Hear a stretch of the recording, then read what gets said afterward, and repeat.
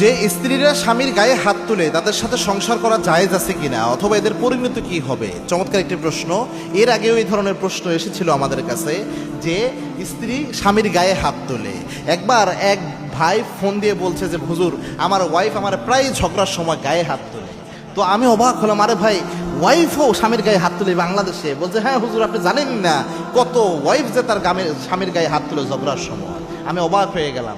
এই কথা যখন সে বলছিল, তার ওয়াইফ পাশ থেকে হাত থেকে ফোন নিয়ে বলছে হুজুর, বেয়াদবি না নিলে আমি একটা কথা বলতে চাই। আমার স্বামী যে আপনার কাছে আমার ব্যাপারে অবজেকশন দিচ্ছে, আমার স্বামী আমার উপর এমন মানসিক যন্ত্রণা চালায়, এমন বেশি অত্যাচার করে, এত মারধর করে, মাঝে মাঝে আমি সহ্য করতে না পেরে আমি আটকাতে যে হয়তো দুই একটা লেগে যায়, এটাই শুধু বিচার দিচ্ছে।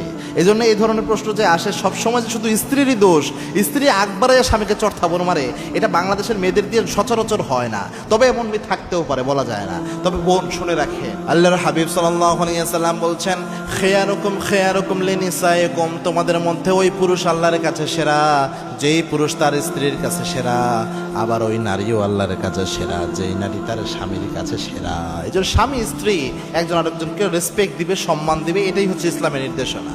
এখন কোনো স্ত্রী যদি নর্মালি ঝগড়াঝাটির সময় স্বামীর গায়ে হাত তোলে, এটার মাধ্যমে সংসার ভেঙে যাবে না, মানে তালাক হয়ে যাবে না, তবে একটা নারীর জন্য এটা অনেক বড় অপরাধ। মনে রাখবেন প্রিয় বোনেরা, আপনার আব্বার গায়ে, আপনার আব্বা যতই অত্যাচার করুক আপনার উপর, আপনার আব্বার গায়ে কি আপনি হাত তুলেন?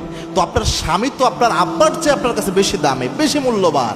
বিশ্বাস না হলে যারা ডিভোর্স হয়েছে ওই মেয়েদের জীবনটা একটাবার দেখেন, তাদের পরিবারও তাদেরকে বোঝা মনে করে।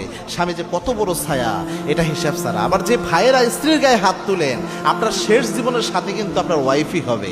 ওই সময় আপনার আব্বা আম্মা কাউকে আর খুঁজে পাবেন না। শেষ জীবনে আপনার ওই বৃদ্ধ অবস্থায় আপনার বিরক্তিকর আচরণগুলা আপনার স্ত্রী সহ্য করবে, সেই আপনাকে সঙ্গ দিবে। ওই সময় ছেলেরা দেখবেন তার লাইফ নিয়ে ব্যস্ত, মেয়েরা তার লাইফ নিয়ে ব্যস্ত।